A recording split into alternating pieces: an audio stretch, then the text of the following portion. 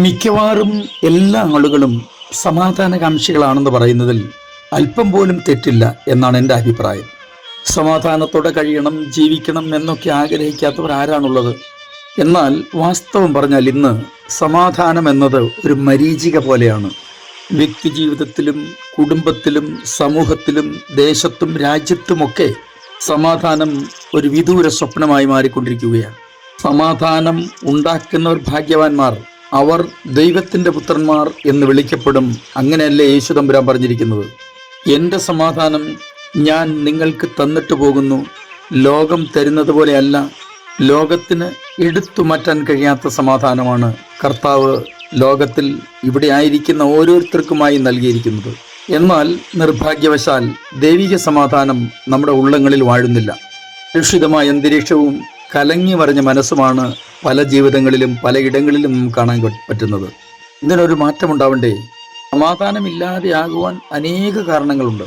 അതിൽ ഒറ്റ കാര്യം മാത്രമാണ് ഇന്നത്തെ എൻ്റെ ചിന്ത. ഇന്നും നമുക്ക് യേശുവിനോടുകൂടെ യാത്ര തുടരാം. ചില നിമിഷങ്ങളിലെ തുടർധ്യാനത്തിനായി അപ്പോസ്തലനായ പൗലോസ് തിമോഥെയോസിന് എഴുതിയ 1-ാം ലേഖനം 6-ാം അധ്യായം 7-ാം വാക്യം വായിക്കട്ടെ.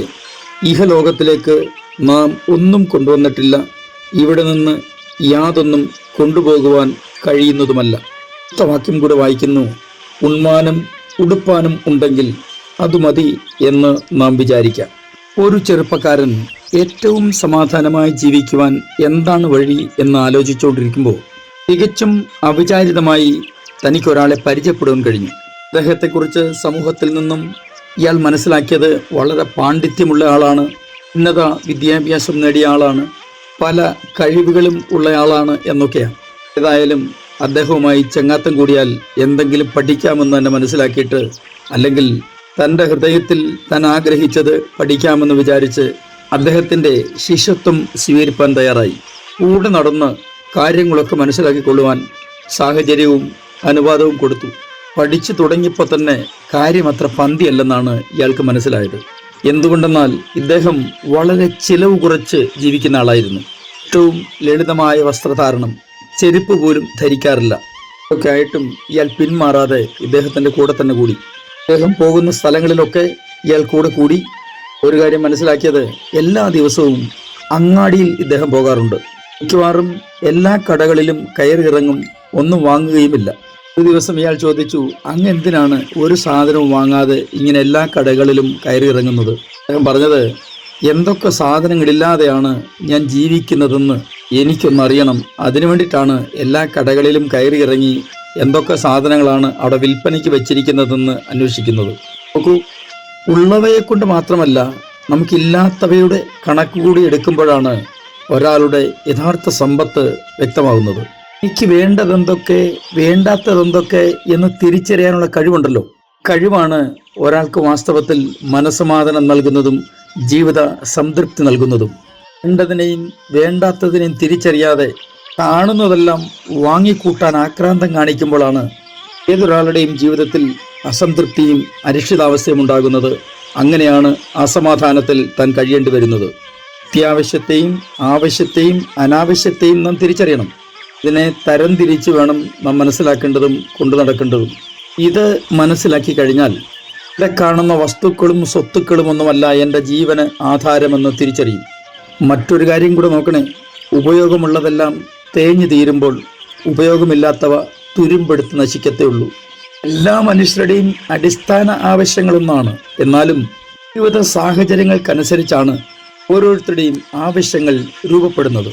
ആവശ്യങ്ങളെക്കാൾ ആഡംബരങ്ങളെ കൈപ്പിടിയിൽ ഒതുക്കാൻ ശ്രമിക്കുമ്പോഴുണ്ടല്ലോ നമ്മുടെ സമാധാനം പക്ഷി പറന്നതുപോലെ പറന്നകലും. ഏറ്റവും ശ്രദ്ധിക്കേണ്ട മറ്റൊരു കാര്യം, ആളിത്യത്തിൽ ജീവിക്കുന്നവരാണ് ആയുസ്സിൻ്റെ കാര്യത്തിലും ആരോഗ്യത്തിൻ്റെ കാര്യത്തിലും മുന്നിട്ട് നിൽക്കുന്നത്. വേണമെങ്കിൽ സമൂഹത്തിൽ ഇറങ്ങിയൊന്ന് പഠിച്ചു നോക്ക്. ഒന്നുമില്ലാത്തവർ എന്ന് നമ്മൾ കരുതുന്ന പല ആളുകളിലും നമുക്ക് സങ്കല്പിക്കാൻ കഴിയാത്ത അച്ചടക്കവും ആത്മനിയന്ത്രണവുമുണ്ട്. കണ്ണിൽ കാണുന്നതെല്ലാം സ്വന്തമാക്കണമെന്ന് വിചാരിക്കുമ്പോഴാണ് ജീവിതത്തിൻ്റെ സംതൃപ്തി ഓടിയകലുന്നത്. ഇവിടെ അപ്പോസ്തലനായ പൗലോസ് തൻ്റെ നിജപുത്രനായ തിമോഥെയോസിനോട് പറയുന്നത്, നമ്മൾ ഇവിടേക്ക് ഒന്നും കൊണ്ടുവന്നിട്ടില്ല, തിരികെ പോകുമ്പോൾ ഒന്നും കൊണ്ടുപോവുകയുമില്ല. അതുകൊണ്ട് എങ്ങനെയെങ്കിലും ദൂർത്തടിച്ച് എല്ലാം തീർക്കണമെന്നല്ല ഈ പറയുന്നതിൻ്റെ അർത്ഥം. താഴോട്ടുള്ള വാക്യം ഇങ്ങനെയാണ് നമ്മെ പഠിപ്പിക്കുന്നത്. ധനികന്മാരാകാൻ ആഗ്രഹിക്കുന്നവർ പരീക്ഷയിലും കെണിയിലും കുടുങ്ങുകയും മനുഷ്യർ സംഹാരനാശങ്ങളിൽ മുങ്ങിപ്പോകുവാൻ ഇടവരുന്ന മൗഢ്യവും ദോഷകരവുമായ പല മോഹങ്ങൾക്കും ഇരയായിത്തീരുകയും ചെയ്യുന്നു. എല്ലാ വിഭാഗം ആളുകളും ഏറ്റവും ശ്രദ്ധയോടെ മനസ്സിലാക്കേണ്ട ഒരു കാര്യം കൂടെ പറഞ്ഞ് ഞാൻ അവസാനിപ്പിക്കട്ടെ. അത് 10-ാമത്തെ വാക്യത്തിലുണ്ട്. ദ്രവ്യാഗ്രഹം സകലവിധ ദോഷത്തിനും മൂലമല്ലോ. ഇത് ചിലർ കാംക്ഷിച്ചിട്ട് വിശ്വാസം വിട്ടുഴന്ന് ബഹുദുഃഖങ്ങൾക്ക് അധീനരായിത്തീരുന്നു. കർത്താവ് നമ്മെ പഠിപ്പിച്ചിരിക്കുന്നത് ഒന്നിനെക്കുറിച്ചും വിചാരപ്പെടരുത്. വിചാരപ്പെടുന്നത് കൊണ്ട് നമ്മുടെ നീളത്തിൻ്റെ ഒരു മുഴം കൂട്ടുവാൻ നമുക്കാർക്കും കഴിയില്ലല്ലോ. നമുക്ക് ആവശ്യമുള്ളതെല്ലാം തരുവാൻ ദൈവം വിശ്വസ്തനാണ്. കീർത്തനക്കാരൻ പറയുന്നത് പോലെ, നന്മയും കരുണയും എൻ്റെ ആയുഷ്കാലമൊക്കെയും എന്നെ പിന്തുടരും. ഒന്നിനും കുറവുണ്ടാകാതെ പരിപാലിക്കാൻ ദൈവം വിശ്വസ്തൻ. സ്വർഗീയ പിതാവേ, അവിടുത്തെ കരങ്ങളിലേക്ക് അടിയങ്ങളെ സമർപ്പിക്കുന്നു. അങ്ങയുടെ ഇഷ്ടം ചെയ്ത് ജീവിപ്പാൻ ഞങ്ങളെ സഹായിക്കണം. യേശു ക്രിസ്തുവിൻ്റെ അൻപുള്ള നാമത്തിൽ തന്നെ ആമേൻ.